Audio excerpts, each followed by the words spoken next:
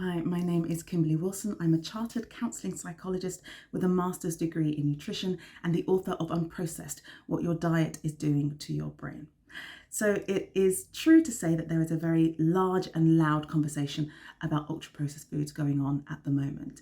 But it's also true to say that the kinks are still really being worked out in terms of A, what we mean when we say a food is ultra-processed, and B, what we understand about the impact of that food. So the underlying mechanism of how it might impact physical and mental health. From my perspective though, I start from the position that your brain is the hungriest organ in your body. It has a huge energy demand and alongside that, a huge nutrient demand. So for example, essential fatty acids, EPA, DHA in particular, form a large proportion of the membrane of your brain cells, helping your brain cells to send signals, which is basically everything that your brain does.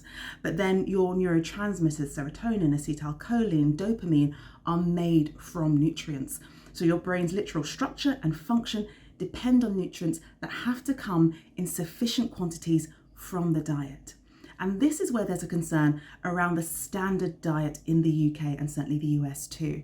Because what we know is the higher proportion of your intake of ultra-processed foods, the lower your nutritional status. So these foods tend to be pretty poor in micronutrients and vitamins and minerals, and they make up at least 40 up to kind of 60% of our diet here in the UK. And so the larger a proportion of our diet is UPF, the lower our nutritional status.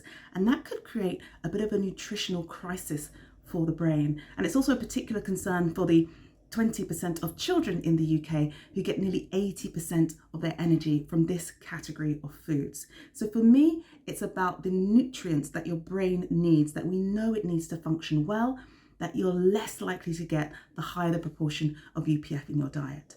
And so if we're looking to improve or remedy that situation, it's not, from my perspective, about completely overhauling your diet. We know that's a very ineffective strategy. It's not very efficient. It's very, very difficult.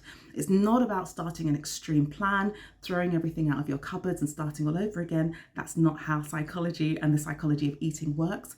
Really, for me, it's about introducing more nutrient-dense foods into your current dietary intake.